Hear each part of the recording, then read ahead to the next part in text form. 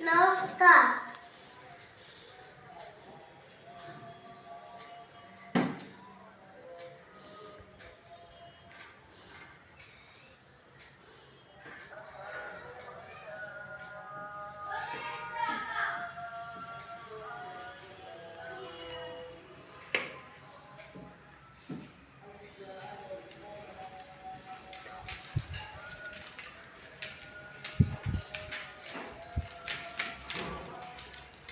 Now guys, అది ఎక్కడ ఉందంటే ఈ బాక్సెస్ లో ఉంది. మీరు కూడా ఈ బాక్సెస్ అనుకున్న వాళ్ళు సబ్స్క్రైబ్ చేసి కామెంట్ చేయండి.